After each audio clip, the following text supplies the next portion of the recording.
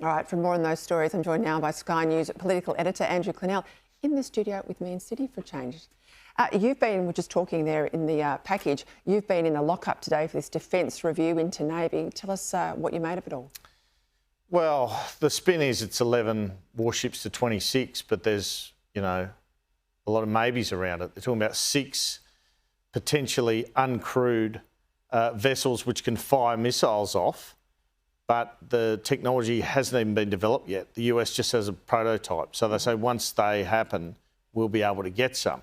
So that's 6 of your 26. Then they're saying 11 new frigates, but they're saying that's between South Korea, Japan, and a couple other, Spain, and another country. And so there's not so much certainty around them. They're just saying 4 of those by the end of the decade. You're right. And they're saying they've got to make a decision on which one they're going to go with. Yeah, and they're saying 3 less Hunter class.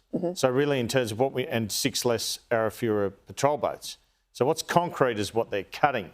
The rest of it, you have to take their word for it, frankly. And the money too. I mean, I made the point 1.7 is real, $1.7 billion. The gross up $11.7 billion number. Well, a lot of that's on the Never Never. Yeah, the 10-year figures are always concerning. These projects do have long lag times, but the report itself said that they were $25 billion over on the Hunter and other frigate projects. So if you're $25 billion over on those and you're only putting an extra $11 billion over 10 years, $11.1 billion, it's probably just going to account for, you know, the blowouts, isn't it? If you're lucky. Greg Sheridan, he's got a line here today, he called it a cross between a damp squib and a huge con job. It gets into them, Greg. I thought it was telling that the Prime Minister wasn't at the announcement, because normally PMs, in my experience, for these big-scale defence announcements are there. Well, he was in Perth, and obviously they're trying to win seats in Perth, and a lot of the construction's in Perth, as it is in South Australia, so he felt he could have something to say there. But there's no doubt that Richard Marles's reputation's now tied to this. No doubt at all. And yet that goes to what you're saying. He really led it. What about this fight today about the budget on boats, that there's been a reduction of the spending that's in part contributed to a lack of surveillance on our borders? You know, dueling budget papers on both sides, but it's been a feature of the day, hasn't it? It has. And look, I don't actually think this is that big a problem yet, because it's one boat and they've gone to Nauru.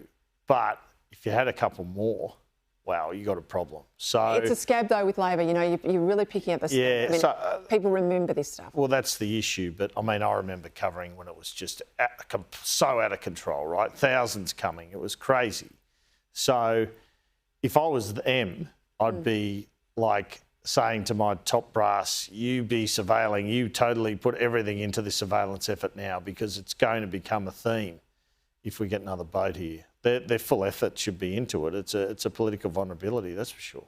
And I make the point, Tony Burke was an immigration minister, Chris Bowen, the worst record in history. I mean, all these Labor characters that presided over all of those 50,000 arrivals that came under Labor's watch, they're still in the political game. They're still there in Canberra. They're still on the Labor front bench.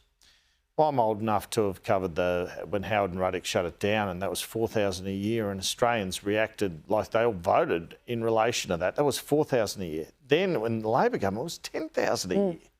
So now we've got 40 people. So, I mean, I put it in that perspective, but the point is, yeah, they need to hold firm, or, yeah, it could start up again easily. And look, even back then in the Howard years, it was people fleeing Afghanistan and Iraq, war-torn countries where they were persecuted. Now this is economic migrants. It's people from Pakistan and Bangladesh. Yep. India we saw the other day too.